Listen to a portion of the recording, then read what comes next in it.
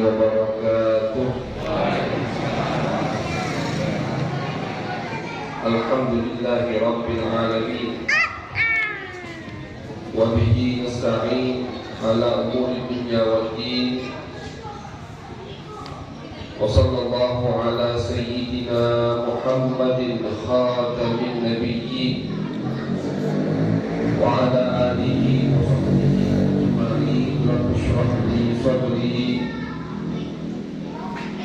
wa yassir li amri wahlul 'uqdatam min lisani yafqahu qawli.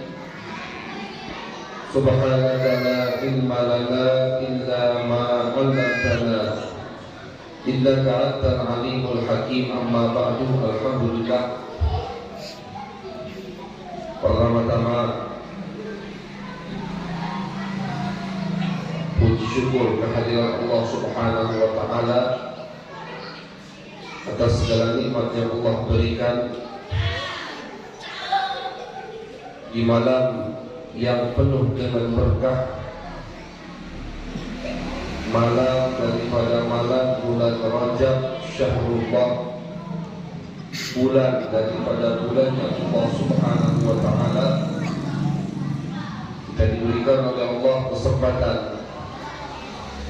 untuk duduk bersama di rumah daripada rumahnya Allah. Kita berada di bulannya Allah, duduk bersama di rumahnya Allah, memperingati peristiwa yang berkaitan dengan kekasihnya Allah. Maka insya Allah apa yang kita inginkan akan dikabulkan oleh Allah Subhanahu wa ta'ala. Amin ya rabbal. Oleh karena itu, Bapak-bapak, Ibu-ibu yang dirahmati oleh Allah, setiap hadir di acara-acara yang berkah seperti ini, jangan lupa kita niatkan, jangan lupa kita sebutkan hajat-hajat kita kepada Allah Subhanahu wa ta'ala agar dikabulkan oleh Allah Subhanahu wa ta'ala.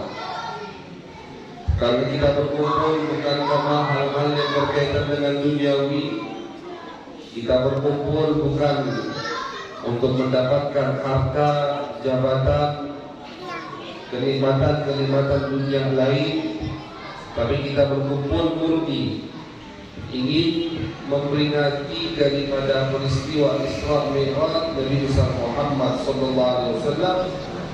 Maka insyaallah berkat kita ingin mengenal lebih dalam Nabi besar Muhammad sallallahu alaihi wasallam, apapun yang kita punya daripada hajat akan dikabulkan oleh Allah Subhanahu wa ta'ala.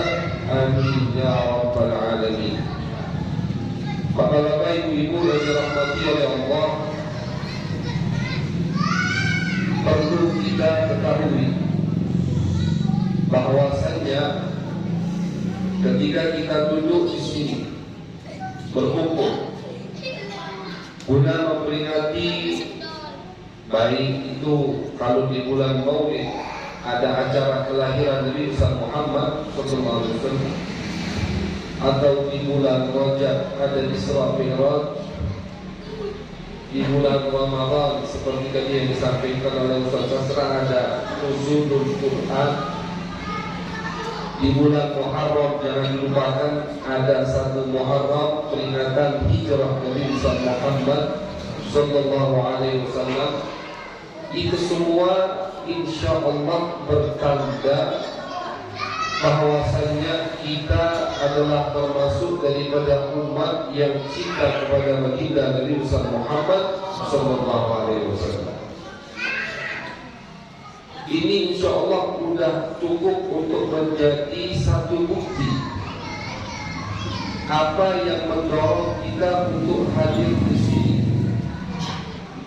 Seperti yang disampaikan, acaranya mulai malam, bukan sore atau siang pagi.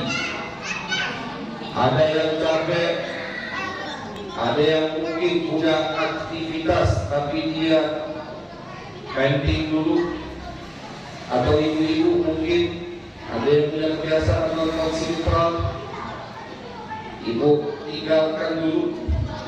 Itu semua insya Allah cukup pula untuk menjadi bukti tanda kita kepada baginda Nabi Muhammad sallallahu alaihi wasallam. Karena cinta itu butuh bukti, Bapak-bapak, Ibu-ibu. Kalau cuma kita katakan kita cinta kepada Nabi tapi kita tidak ada bukti, maka cinta kita diragukan. Cinta kita diragukan. Cinta butuh bukti. Lihat bagaimana bukti-bukti yang dilakukan oleh sahabat-sahabat Nabi Muhammad SAW untuk menunjukkan betapa besar cinta mereka kepada Nabi. Lihat pengorbanan paman Nabi Muhammad yang bernama Abu Talib. Coba kita baca kitab sejarah, bagaimana Abu Talib, yang mana Abu Talib menurut pendapat sebagian ulama selamat dari api neraka dan akan masuk surganya Allah Subhanahu wa taala. Lihat bagaimana pengorbanannya. Beliau rela dimusuhi oleh teman-temannya. Beliau rela diteror. Beliau korbankan anak-anaknya untuk membela Nabi Muhammad sallallahu alaihi wasallam. Bahkan di masa tuanya sudah mendekati ajalnya, Abu Talib rela untuk diembargo bersama Nabi Muhammad sallallahu alaihi wasallam selama 3 tahun. Nabi itu pernah diembargo, pernah diasingkan oleh orang-orang musyrikin Mekah selama 3 tahun di satu lembah. Lembah ini punyanya Abu Talib, paman Nabi Muhammad. Tidak boleh keluar dari lembah tersebut. Tidak boleh ada orang yang masuk ke lembah tersebut. Tak boleh keluar, tak boleh masuk. Tak boleh ada yang mengirimkan makanan. Makanan yang sampai kepada Nabi itu diam-diam, ngumpet-ngumpet. Sampai-sampai diriwayatkan sahabat yang ikut diembargo bersama Nabi Muhammad, keluarga yang ikut bersama Nabi Muhammad, itu ada satu waktu, satu hari mereka kehabisan makanan sehingga mereka makan dedaunan. Makan daun dimakan. Abu Talib di situ bersama Nabi Muhammad, jenggotnya udah panjang, udah putih semua, sudah tua. Tapi karena beliau cinta kepada Nabi, beliau membuktikan betapa cintanya beliau kepada Nabi Muhammad sallallahu alaihi wasallam sampai akhir hayatnya, sampai detik-detik wafatnya. Beliau tidak memberikan, tidak mengizinkan, beliau tidak akan diam kalau ada berani orang musyrikin Mekah yang mengganggu baginda Nabi Muhammad sallallahu alaihi wasallam. Itu cinta sama Nabi. Ketika beliau mau wafat, datang Nabi Muhammad. Abu Talib menangis sambil berkata, "Wahai keponakanku Muhammad, apakah sudah cukup pengorbananmu untukmu wahai Muhammad? Ada kurang atau tidak pengorbananku wahai Muhammad? Kalau ada kurang aku minta maaf wahai Muhammad." Menangis Abu Talib. Dia katakan, "Demi Allah Muhammad, aku nangis bukan karena takut mati, tapi aku menangis karena aku takut kamu akan diganggu setelah aku mati," kata Abu Talib. "Aku menangis karena takut nanti mereka Abu Jahal, Abu Lahab, pembesar-pembesar makin sadis mengganggu wahai Muhammad." Itu yang dipikirkan oleh Abu Talib. Jadi Abu Talib tidak pikirkan anak-anaknya, tidak memikirkan istrinya setelah beliau meninggal, tapi yang beliau pikirkan, yang beliau resahkan, yang beliau takuti ketika beliau meninggal dunia, bagaimana situasi dan kondisi Nabi besar Muhammad, bagaimana keamanan dari Muhammad. Kata Abu Talib, wahai Muhammad, umpama aku diberikan umur lebih panjang oleh Allah, aku akan berikan untuk wahai Muhammad. Aku akan jadi penjagamu wahai Muhammad. Luar biasa cinta Abu Talib kepada baginda Nabi besar Muhammad sallallahu alaihi wasallam. Oleh karena itu, termasuk penyebab terjadinya Isra Mi'raj itu adalah hiburan dari Allah untuk Nabi Muhammad, karena di bulan tersebut, di tahun tersebut meninggal dua kekasih baginda Nabi besar Muhammad sallallahu alaihi wasallam. Dua sekaligus meninggal. Yang pertama Abu Talib. Setelah Abu Talib meninggal, orang musyrik Mekah tambah jadi, tambah sadis mengganggu Nabi Muhammad. Sampai-sampai diriwayatkan, itu pernah suatu hari Nabi lagi sholat di depan Ka'bah. Ketika Nabi sholat di depan Ka'bah, beliau lagi sujud, datang seorang musyrik yang keji bernama Uqbah. Ini Uqbah datang membawa kotoran onta, Pas Nabi lagi sujud, diletakkan di atas bahu Nabi Muhammad, di punggung Nabi dia letakkan kotoran onta. Ini Nabi lagi sholat di depan Ka'bah, lagi sholat di depan Ka'bah. Datang orang bawa kotoran onta. Ketika beliau lagi sujud, diletakkan kotoran onta di atas punggungnya Nabi Muhammad, di bahu Nabi. Nabi gak bergerak karena di atasnya ada kotoran. Nabi diam. Sampailah datang putri beliau, Sayyidah Fatimah, yang membersihkan kotoran tersebut dari punggung Nabi Muhammad sallallahu alaihi wasallam. Kapan ini terjadi? Ketika Abu Talib sudah meninggal dunia.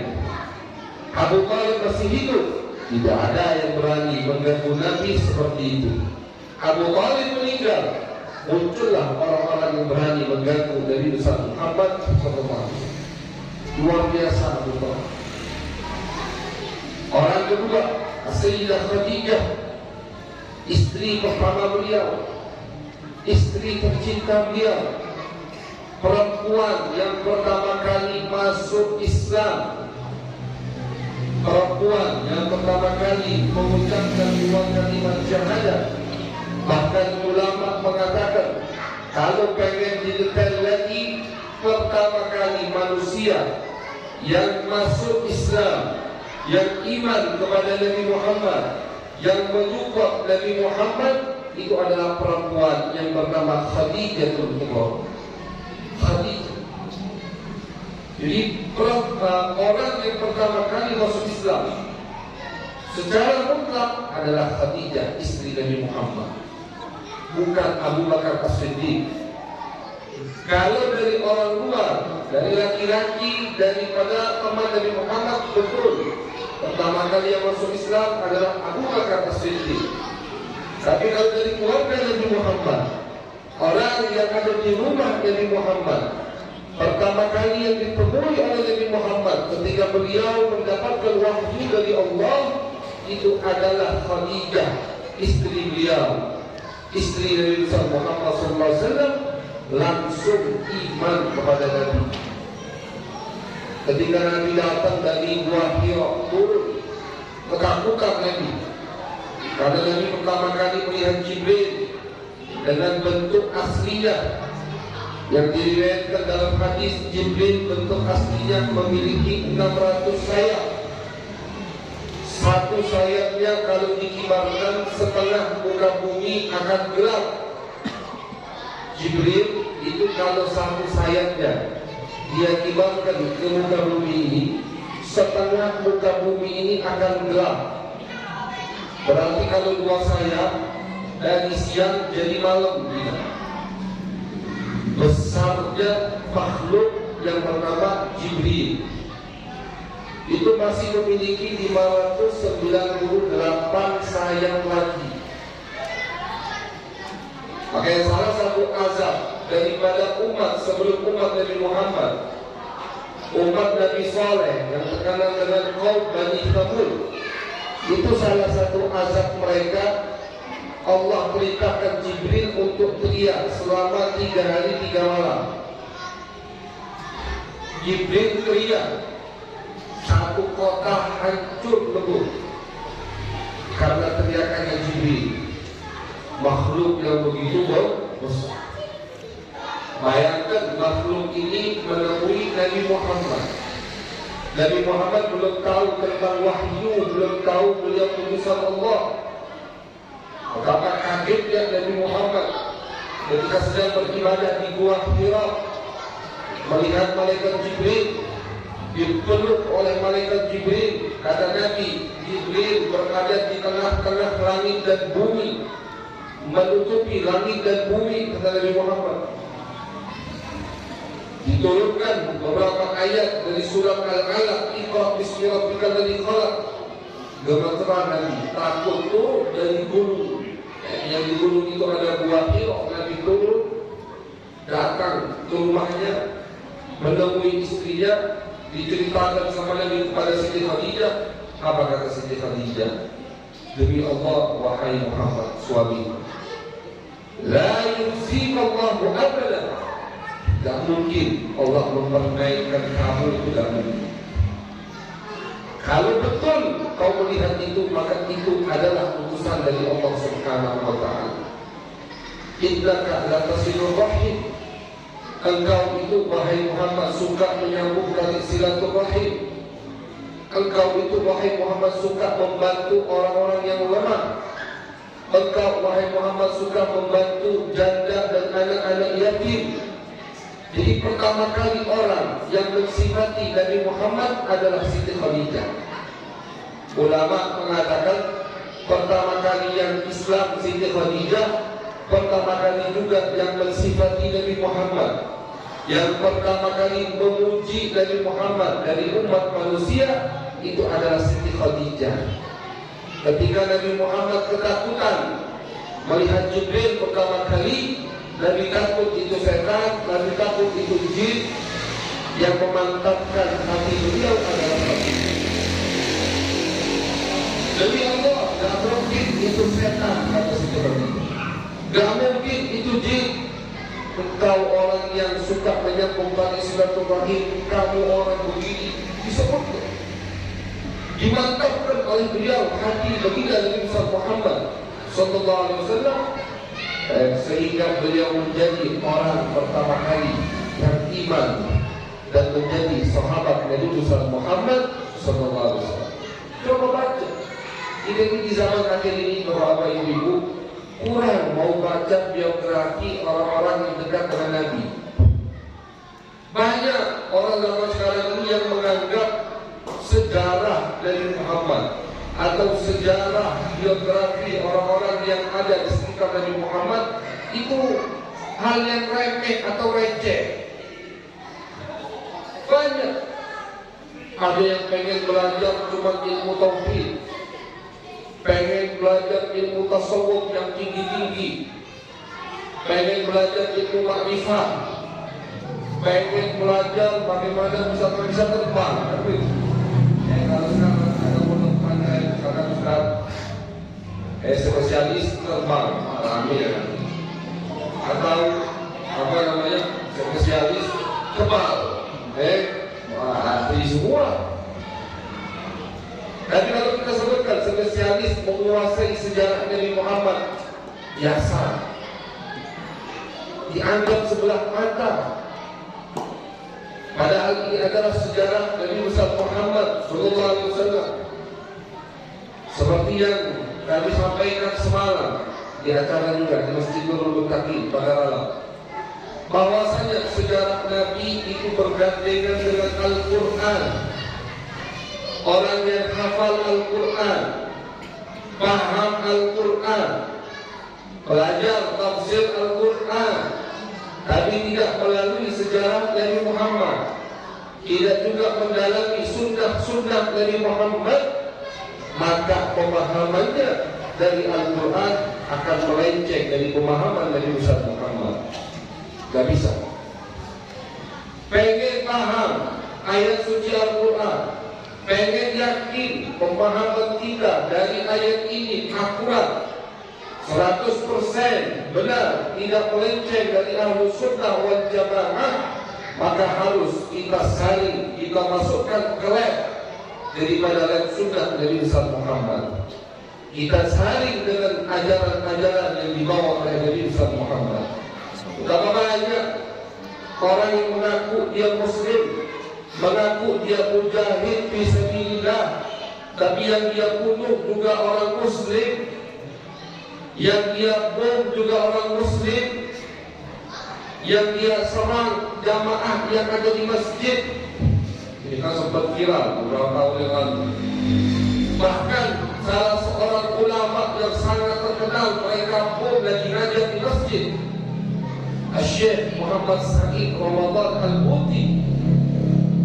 Itu beliau kenapa dinamakan syahid gugur di medan pertempuran? Karena beliau lagi mengajar di masjid, ternyata diletakkan bom di tempat beliau mengajar. Siapa pelakunya? Muslim. Kita tidak sebutkan mukmin, Muslim. Pelakunya Muslim, hafal Al-Quran, mungkin tidak lebih hitam dari kita. Berdalilkan ketika membunuh orang Muslim dengan ayat Al-Quran. Kalau kita ajak debat, kenapa kau bunuh itu jamaah yang ada di masjid? Dalilnya dari Al-Quran, bukan dari Injil, Taurat, Zabur, tapi dalilnya dari Al-Quran.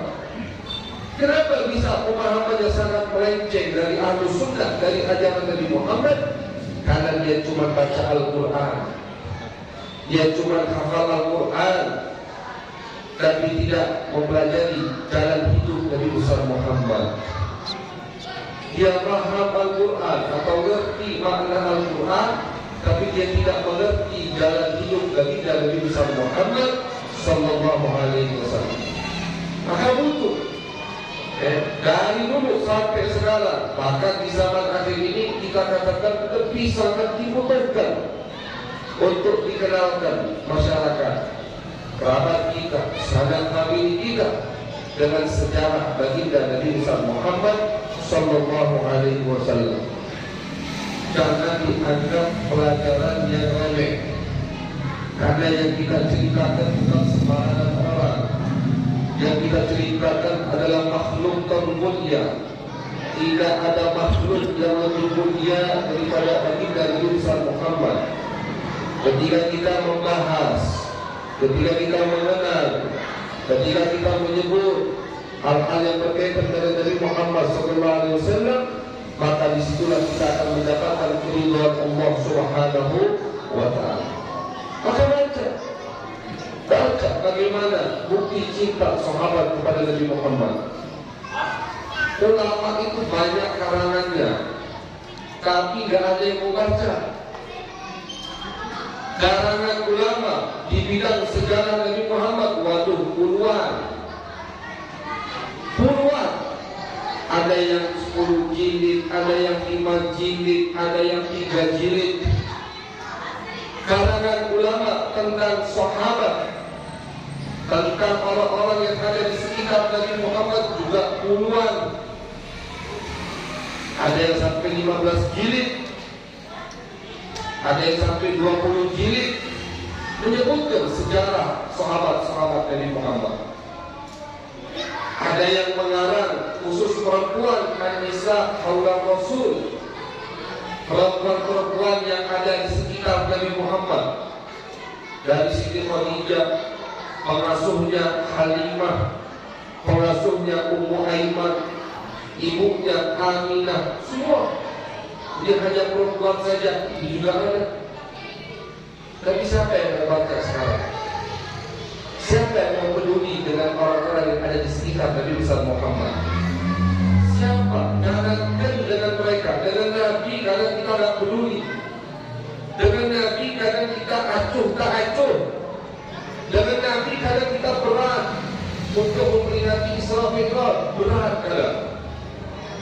suka, tidak semangat. Padahal yang kita peringati adalah Nabi Muhammad. Yang kita sebutkan dari tadi tentang Nabi Muhammad. Yang kita ceritakan sejarah Nabi Muhammad. Yang kita ambil pelajaran darinya Nabi Muhammad. Tapi kenapa umat sekarang tidak mau mengenal lebih dalam Nabi besar Muhammad? Itulah titik kelemahan kita. Kelemahan kita umat Islam bukan dari materi, bukan dari perlengkapan senjata, bukan dari jumlah pasukan, juga bukan. Kalau dibandingkan dengan sahabat Nabi, untuk ada apa-apa. Sahabat Nabi di peperangan Badar jumlah pasukan 313 melawan pasukan musyrikin yang jumlahnya 1000 pasukan. 313 lawan 1000.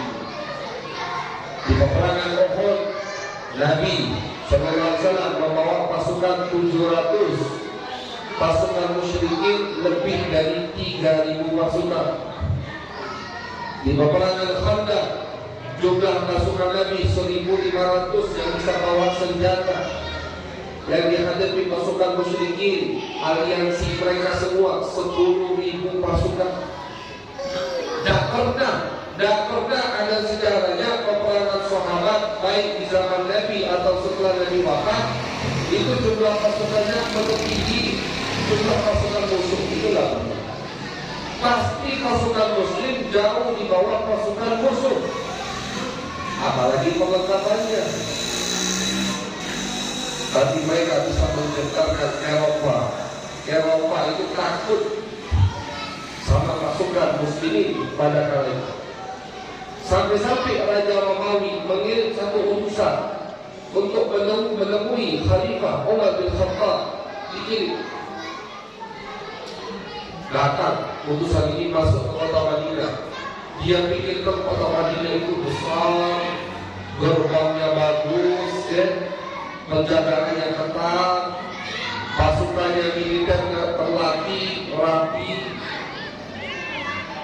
perlengkapan senjatanya komplit. Dia masuk ngelongok, bahasa Palembang ngelongok, bingung dia masuk kota Madinah.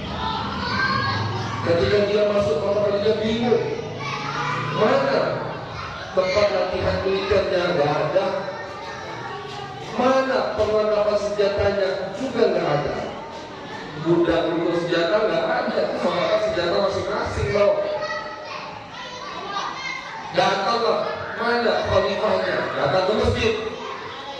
Aku pengen ketemu pemimpin kalian. Aku diutus oleh rajaku untuk menemui raja kalian. Dikira dia itu raja, khalifah bukan raja.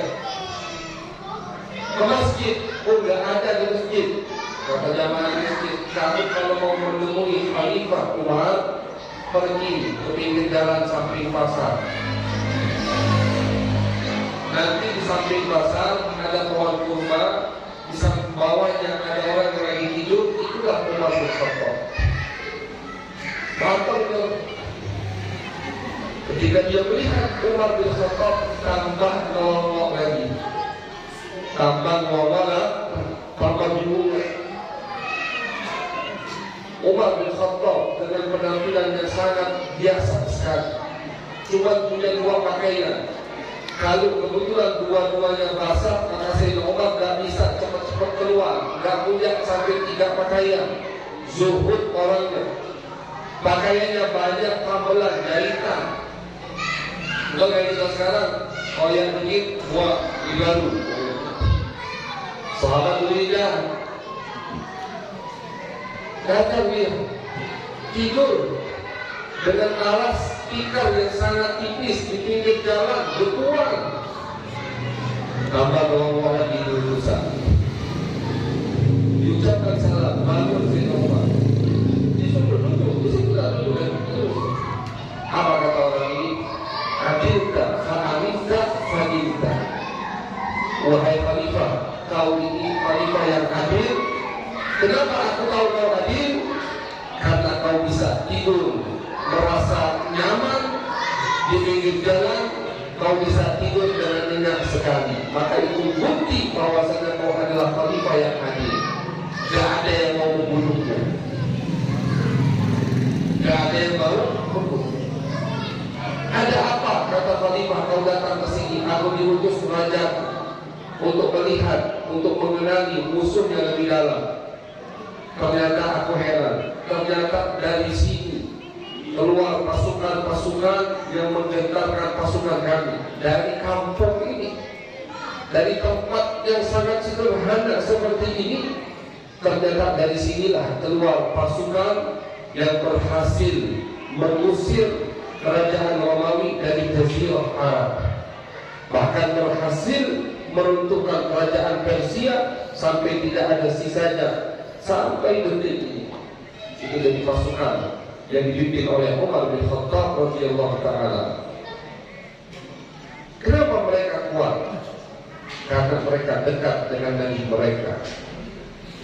Mereka serba sederhana, tapi karena hati mereka penuh dengan kecintaan kepada Nabi Muhammad, jadilah mereka umat yang sangat ditakuti. Nah, ini kelemahan kita. Titik lemah kita di akhir zaman ini, kita jauh dari Nabi kita Nabi Muhammad sallallahu alaihi wasallam. Kita tidak mau mengenal lebih dalam siapa itu Nabi Muhammad.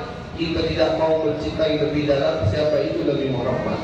Karena kalau tak kenal, tak cinta, itu sudah kaidah. Itu sudah kaidah umum.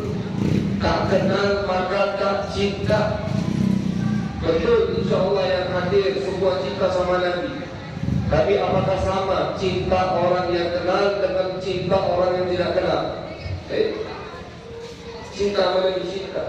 Kenapa? Tidak tahu kenapa cinta sama Nabi. Nah, itu berarti belum kenal. Cinta sama Nabi, cinta. Coba sebutkan sejarah Nabi Muhammad, hal-hal yang berkaitan dengan Nabi Muhammad. Ceritakan coba Isra Mi'raj. Karena mungkin banyak yang tidak tahu. Apakah itu bisa disebut cinta? Sedangkan lihat cintanya Abu Thalib, mati-matian bagi Nabi Muhammad. Lihat cintanya Siti Khadijah, harta beliau habiskan untuk Nabi, umur beliau habiskan untuk Nabi, sampai-sampai beliau pernah dapat salam dari Allah. Siti Khadijah itu pernah dapat salam dari Allah. Suatu hadis diceritakan Nabi Muhammad lagi duduk bersama malaikat Jibril. Kata malaikat Jibril, ya Rasulullah, bentar lagi ini Khadijah akan masuk kepadamu membawa makanan. Nabi sama Jibril di dalam kamar. Apa kata Jibril? Ya Rasulullah, kalau nanti Khadijah masuk kepadamu mengantarkan makanan, sampaikan kepadanya salam dari Allah dan dariku ya Rasulullah. Bayangkan, dapat salam dari Allah. Wa basyirha bi baitin fil jannati min qasabin la sakhaba fihi wa la ta'ab. Dan kasih dia kabar gembira wahai Rasulullah, bahwasanya dia kelak di surga akan mendapatkan hadiah istana dari Allah, yang mana istana ini sangat istimewa sekali, dan istana ini sangat tentram, tenang orang yang tinggal di istana tersebut. Jadi Siti Khadijah itu belum meninggal sudah punya istana di surga. Belum meninggal sudah punya istana. Masuk Siti Khadijah, disampaikan sama dapat salam dari Allah, dapat salam dari Jibril. Ini diriwayatkan, ada hadisnya, ya. Sekali lagi sering kita sampaikan sekarang. Kalau ada cerita kita sampaikan. Ini hadisnya ada. Salah satu yang menukil cerita ini ayat dari guru kami Abu Yasir Muhammad Alawi Al-Maliki. Beliau nukil di dalam kitab beliau yang berjudul Al-Bushra fi Manaqib Khadijatil Kubra. Ya, beliau punya biografi Siti Khadijah. Itu beliau nukil hadis ini.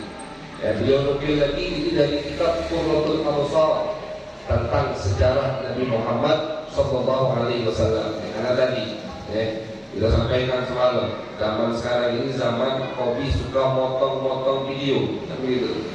Zaman hobi suka motong video. Ya, takutnya nanti akan viral. Ada Habib suku cerita ngarang-ngarang. Nah, cerita ini yang disebut. Dia nggak dikira ngarang-ngarang.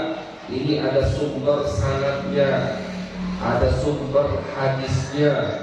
Disebutkan di dalam kitab oleh beberapa ulama bahwasanya Siti Khadijah mendapatkan salam dari Allah, mendapatkan salam dari malaikat Jibril, dan diberi kabar gembira oleh Allah beliau akan disiapkan istana di surga sana. Istananya kata Allah tidak akan ada keributan, gak bising istana di surga punya Khadijah. Istananya nanti ketika Khadijah menempatinya dia akan tentram, akan tenang di istana tersebut. Begitu kalimatnya, janjinya begitu. Ulama membahas kenapa Allah sebutkan istana yang sangat tenang, istana yang kalau di dalamnya Khadijah tinggal akan merasakan ketentraman jiwa. Ulama mengatakan ini adalah jazaul ihsan, balasan dari Allah kepada Siti Khadijah. Karena semasa hidupnya Siti Khadijah tidak pernah membuat Nabi runyam dalam rumah. Runyam itu urut. Nabi itu kalau dari luar pulang dalam keadaan capek, banyak pikiran, habis dicaci, melihat sahabatnya disiksa, Nabi sedih, Nabi galau dalam urusan dakwah. Masuk Nabi ke rumah, disambut hangat oleh Siti Khadijah. Semua pilu yang Nabi rasakan hilang ketika bersama Siti Khadijah. Semua keresahan yang Nabi alami itu akan ada solusinya ketika duduk bersama Siti Khadijah. Rumah Nabi ketika ada Siti Khadijah adalah rumah yang sangat tentram sekali. Nabi butuh harta, diberikan oleh Siti Khadijah kan kaya, terkenal, saudagar. Termasuk orang terkaya di Mekah, salah satunya adalah Khadijah, istri Nabi Muhammad. Dia habiskan semua hartanya untuk dakwah Nabi Muhammad. Cinta yang begitu luar biasa, Pak. Bu, cinta ini tidak dilupakan oleh Nabi Muhammad. Kalau kita melakukan satu amalan, satu aktivitas, dan kita lihatkan untuk menunjukkan bukti cinta kita kepada Nabi Muhammad, jangan takut, itu cinta pasti dibalas sama Nabi. Gak ada cinta sama Nabi, cinta bertepuk sebelah tangan, itu gak ada.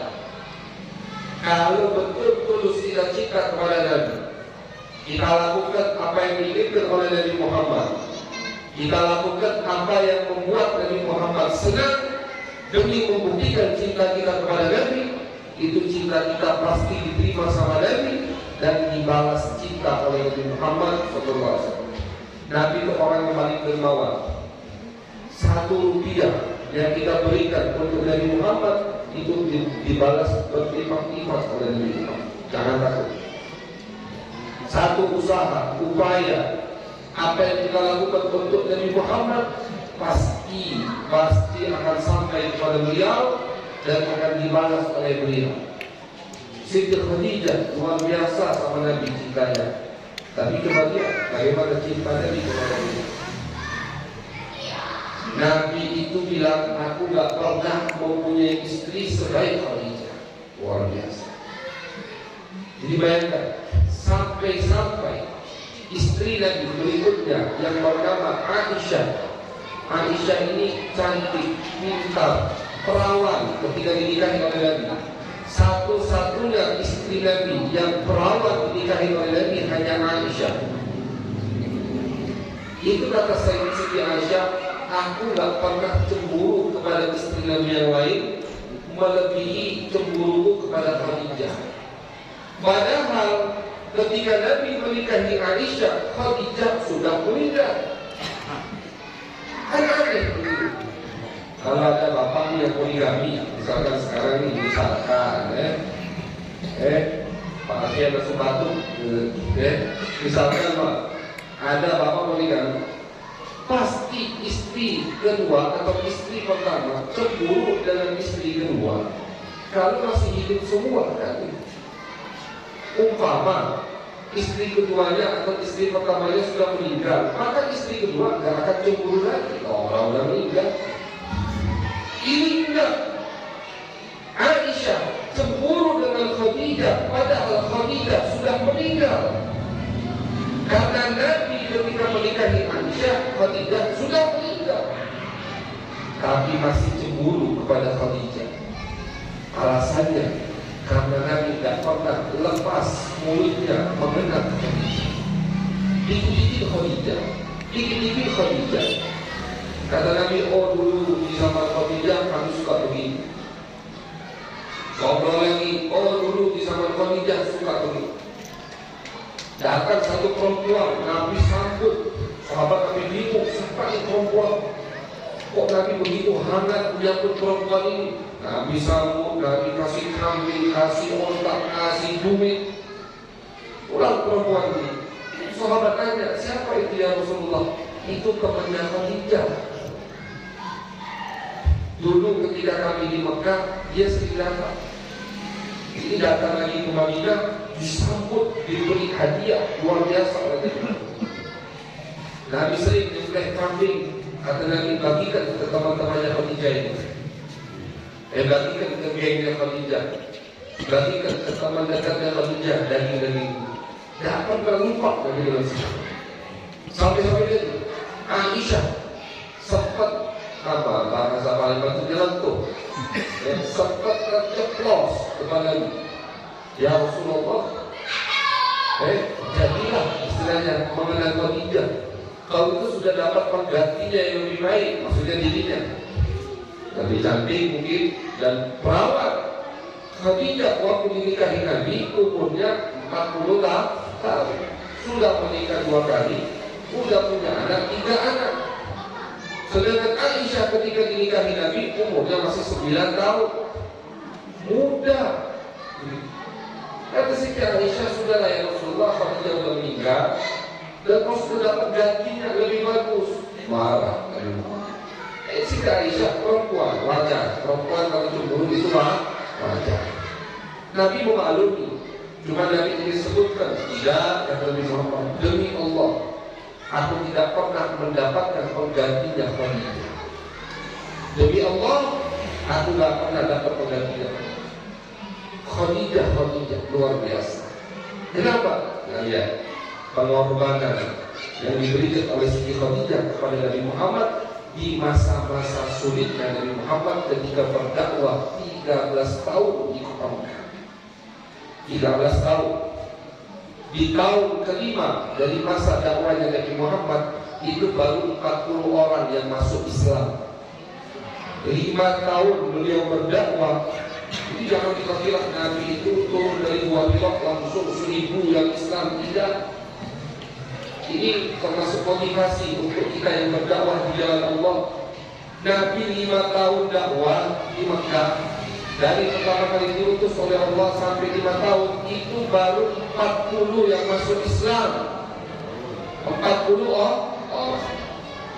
Masa yang sangat sulit dibantu terus oleh Siti Khadijah radhiyallahu ta'ala anha, bentuk daripada cinta beliau kepada Nabi. Dan lihat bagaimana balasan Nabi Muhammad untuk orang yang cinta kepada Khadijah Nabi Muhammad sallallahu alaihi wasallam. Oleh karena itu, ma'asyiral hadirin wal hadirat yang dirahmati oleh Allah, di akhir zaman ini, ayo kita buktikan cinta kita kepada Nabi Muhammad.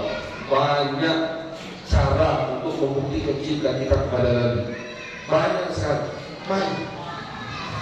Bahkan di rumah pun banyak. Gak usah kemana-mana, bapak ibu di rumah banyak lowongan, banyak pekerjaan untuk membuktikan cinta kepada baginda Nabi Muhammad SAW. Ayo kita lakukan. Dan salah satu daripada bukti tersebut adalah perkumpulan kita di malam hari ini, yaitu memperingati. Jadi paling tidak kita nggak lupa bahwasanya di bulan Rajab ada peristiwa Isra Mi'raj Nabi Muhammad Sallallahu Alaihi Wasallam. Paling tidak begitulah. Paling tidak itu. Jangan sampai masuk Isra Mi'raj Rajab kita lupa ada Isra Mi'raj. Masuk bulan Rabiul Awwal kita lupa ada Maulid Nabi Muhammad. Yang kita sibuk atau yang ramai cuma postingan di status. selamat Islam Minggu, selamat bulan Maulid. Bagus, tapi bukan hanya itu yang kita butuhkan. Yang kita butuhkan pengenalan lebih dalam. Yang kita butuhkan pendekatan lebih dekat kepada baginda Nabi Muhammad SAW, dan itu tidak akan tercapai kecuali melalui aktivitas yang berkah seperti malam ini. Oleh karena itu kita berharap kepada Allah, mudah-mudahan perkumpulan kita di malam hari ini diberkahi oleh Allah, dimakan oleh Nabi Muhammad, diterima oleh Nabi Muhammad, mendapatkan kita pandangan khusus dari Nabi Muhammad, kita dibalas oleh Nabi Muhammad SAW, sehingga insya Allah semua hadir kita dikabulkan oleh Allah, penyakit diangkat oleh Allah, rezeki kita dilancarkan oleh Allah, dan kita melihat dalam keadaan husnul khatimah, finishnya di surga kita bersama Nabi Muhammad sallallahu alaihi wasallam. Amin ya rabbal alamin. Sallallahu alaihi sayyidina Muhammadin wa ala alihi wa sahbihi wa baraka wasallam. Walhamdulillahi rabbil alamin. Mungkin segini yang bisa kami sampaikan. Wassalamualaikum warahmatullahi wabarakatuh.